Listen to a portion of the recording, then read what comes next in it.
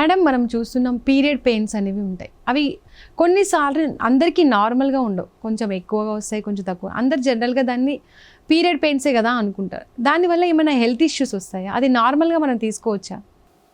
Yes, ఇది చాలా simple question, but simple కాదు ఒక ఆలోచించాలంటే. పీరియడ్ పెయిన్ అన్నది normal, yes, agreed. First of all normal period pain అంటే ఏంటి అని తెలుసుకుందాం.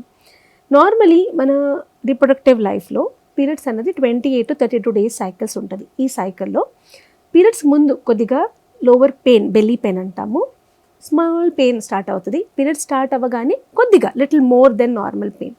ఈ పెయిన్ అన్నది మన రూటీన్ లైఫ్ స్టైల్, అంటే మనము వర్క్ చేసిన టైంలో కానీ, మనము ఏదైనా పని చేసిన టైంలో కానీ డిస్టర్బ్ చేయదు.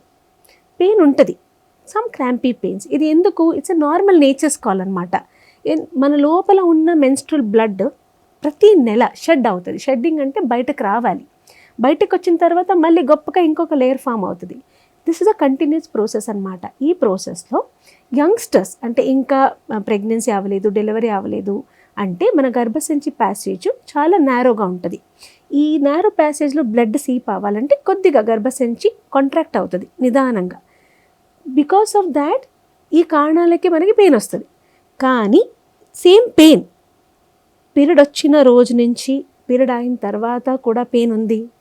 ఈ పెయిన్కి నా రూటీన్ లైఫ్ స్టైల్ డిస్టర్బ్ అవుతున్నాయి, నేను ఆఫీస్కి వెళ్ళడానికి అవ్వట్లేదు, స్కూల్కి లీవ్ తీసుకోవాలి పడుతుంది, రూటీన్ పని అంటే వంట చేయడం కానీ అన్నీ డిస్టర్బెన్స్ అవుతున్నాయి.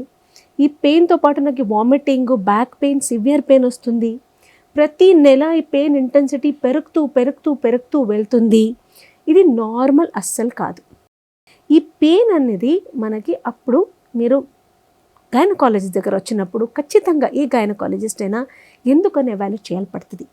నార్మల్ పెయిన్ కాకుండా ఈ ఇంటెన్సిటీలో పెయిన్ వెళ్ళినప్పుడు ఎక్కువ పెయిన్ కిల్లర్స్ వాడడం కానీ, ప్రొలాంగ్ పెయిన్ ఉండడం కానీ, రూటీన్ లైఫ్ స్టైల్ ఎఫెక్ట్ అవుతున్నాం కానీ, this maybe a cases of endometriosis and or maybe adenomyosis.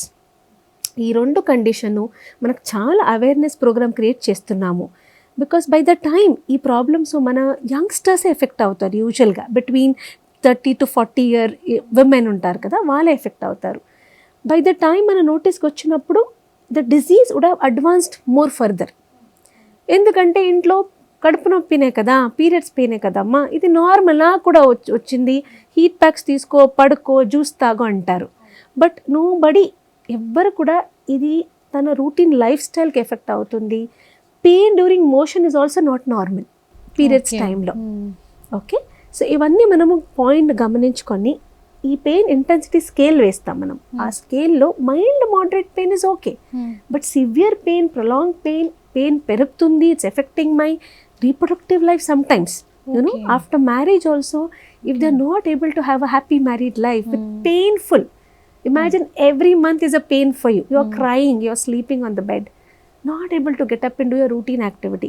ఒక్కొక్కసారి మనం ఓపీడీలో ఎట్లా చూస్తామంటే పేషెంట్స్, మేడం నా పిల్లలకి అటెన్షన్ ఇవ్వలేకపోతున్నా, వాళ్ళు ఏమో ఫుడ్ అడుగుతారు, చేయలేకపోతున్నా, నాకు ఈ పెళ్ళి అయింది మేడం, బట్ మన ఫ్యామిలీ లైఫ్ అంత హ్యాపీగా లేదు బికాస్ ఆఫ్ దిస్ పెయిన్.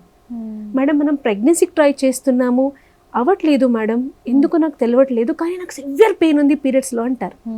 ఇవన్నీ డీటెయిల్గా మనము వాళ్ళతో మాట్లాడినప్పుడు, పేషెంట్తో మాట్లాడినప్పుడు ఎండోమెట్రియోసిస్ అనే కండిషన్ని మనం ఖచ్చితంగా రూల్ అవుట్ చేయడము మైండ్లో పెట్టుకొని పేషెంట్ కూడా కన్సల్ట్ చేస్తాం.